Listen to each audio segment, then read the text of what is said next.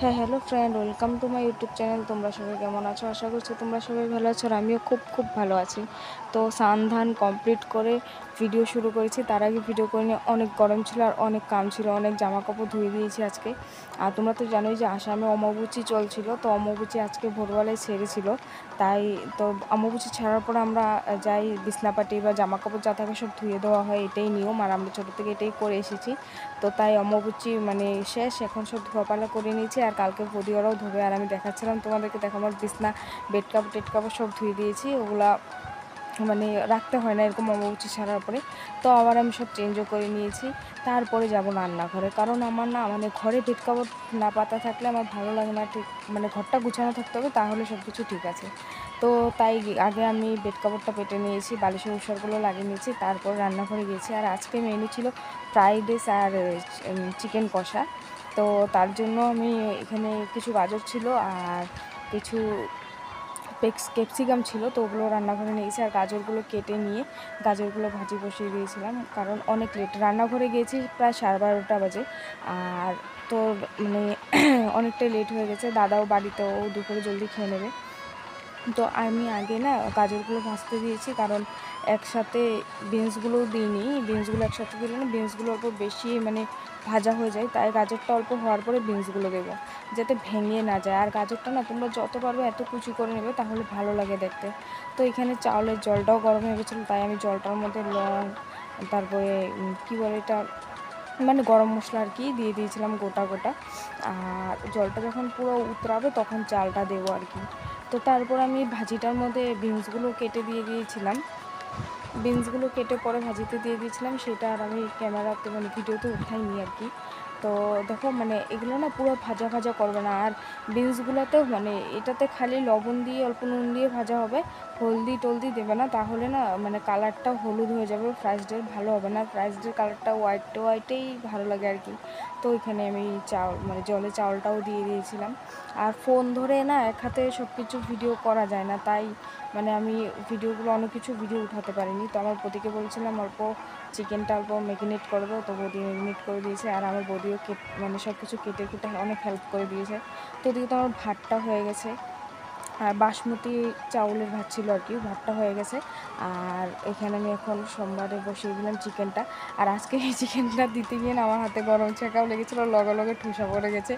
তো পরে আমি কলগেট লাগিয়ে দিয়েছিলাম। আর আজকে মানে ও শর্ট শর্ট ভিডিও করেছি, কারণ দাদা ভাই বাড়িতে ছিল আর ও বলছিল জলদি কর, অনেকটাই লেট হয়ে গেছে আজকে, তো তো মানে খাবো কখন, তো আমি বললাম না দেরি হয়ে যাবে জলদি। তো তার জন্য মানে অনেক কম ক্লিপ উঠিয়েছি, ছোটো ছোটো। আর এখানে দেখো আমার চিকেনটা মানে কষানো হয়ে গেছে, আর অল্প কষাবো তারপরে জল দিয়ে দেবো। তো আমার দাদা বড়দাও বাড়িতে চলে এসেছিলো, তার জন্য আমি ভাবলাম না আগে ফ্রাইড রাইসটা করে নিই, ঠিক তারপরে চিকেনটাতে জল দেবো। তো এখানে আমি তেজপাতা আর কিছু বাদাম ভেজে নিয়েছিলাম তেলে আর কি, সাদা তেলে ভাজবে, মিঠা তেলে না, রিফাইন তেলে ভাজবে। আর আগে যে এটাতে খালি নুন দিয়ে গাজর আর পেপসিকামটা ভাজা করেছিলাম, এখানে আমি পেপসিকামও দিয়েছিলাম, পেপসিকাম গাজর আর বিনস তিনোটাই ছিল। তো ওগুলো খালি নুন দিয়ে ভেজেছিলাম। আর তারপরে আমি এখানে ওই তেলটা দিয়ে তেজপাতা তারপরে কিশমিশ তেলটা দেওয়ার পরে এখানে ভাজাগুলো দিয়ে দিলাম। ভাজাগুলো দেওয়ার পরে স্বাদ অনুযায়ী চিনি দেবে, লবণটা খুব কম দেবে, তোমরা বুঝে দেবে। আর ঘি দিয়ে দিয়েছিলাম যতটুকু লাগে। তো এটা মানে আমাদের বাড়িতে ফ্রাইড রাইসটা ঘিটা অনেক বেশি হলে ভালোবাসে সবাই, তাই আমি অনেক বেশি করে আর কি ঘি দিয়েছি।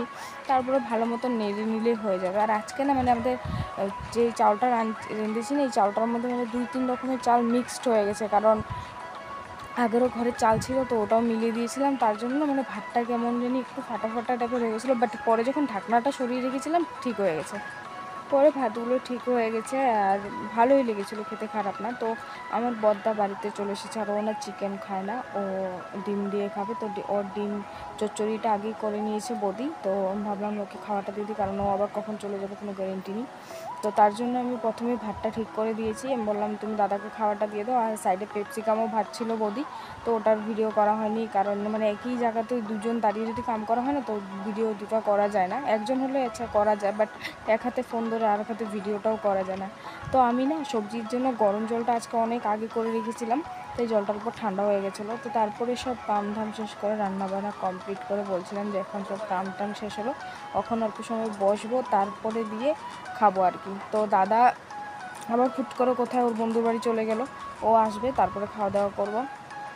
তো দাদার একজন আর কি বন্ধু, মানে আমার ভাই হয়, ও আসছে, তো ওকে বললাম তুই জলদি আয়।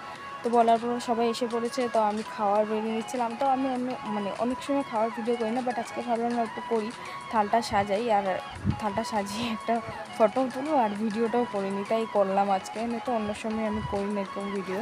তো প্রায় তখন অনেকটা 3টা 15 হয়ে গেছিলো, মানে ভাত খাওয়ান বাড়তে আর কি। তো আমি বৌদিকে বললাম যে সব কিছু বাদ দে, আগে চল খাওয়াটা বেড়ে নিই, দাদা ভাইয়েরও খিদা লেগেছে, তারপরে দেখা যাবে। তো তারপরে আমি এখানে থালটা সাজিয়ে নিয়েছি, আর দাদাভাই বলছিল জলদি কর, তো আমি বললাম হ্যাঁ। আর আগে তো মনাও খেয়ে নিয়েছে, মনা দুজনেই বাচ্চারা দুটো খেয়ে নিয়েছে, কারণ অনেকটা লেট হয়েছে আমাদের জন্য, তো ওদেরকে বসিয়ে রাখা যায় না, তাই ওরা ওদেরকে খাওয়া দিয়ে দিয়েছিল। তো তারপরে আমি বলছিলাম যে এত মানে কী বলবো, আজকে এত কাম পড়ে গেছে না, মানে জামা কাপড় ধোয়া, রান্না বাড়া, অনেক কিছু সব কিছু একসাথে হলে মানে অনেক কষ্ট হতো। এরকম মনে হয় যে কামটা আজকে রেখে দেওয়াও যেত না, কারণ এগুলো অম্বুবাচী ছাড়ার পরে জামা কাপড় ধুয়ে দিতে হয়, তাই আমি ধুয়ে দিয়েছি। জামা কাপড়গুলো রেখে দিলেও হতো না, কারণ আমাদের মানে মনার কালকে বার্থডে আর কি, আমার দাদার ছেলের, তো কালকে অনেকটা কাম হয়ে যেত, তাই রাখিনি, ধুয়ে দিলাম। আর কালকে রথও আছে, তো অনেক কাম একসাথে হয়ে যেত, তাই সব ধুয়ে নিয়েছি, আজকে এই কামগুলো কমপ্লিট করে নিয়েছি। তো এখানে আমার থালটা সাজানো হয়ে গেছে, আর কিছু ভিডিও করানো হয়ে গেছে। তো তারপর আমরা ঘরে সবাই মিলে একসাথে খাওয়া দাওয়া করে নিয়েছি। খাওয়া দাওয়া কমপ্লিট করার পর তোমাদের সাথে দেখা করেছি, আর এখন তো আর কোনো কাম নেই, এখন ঘুমাবো, রেস্ট করব, তারপরে দেখা যাবে যা হবে আর কি সন্ধ্যাটা। তো আমার ভিডিওতে কিছু ভুল ত্রুটি, ওগুলো তোমরা আমাকে মাফ করে দেবে, আর আমার ভিডিওটা ভালো লাগলে লাইক কমেন্ট শেয়ার করে দেবে। তো গাইজ বাই।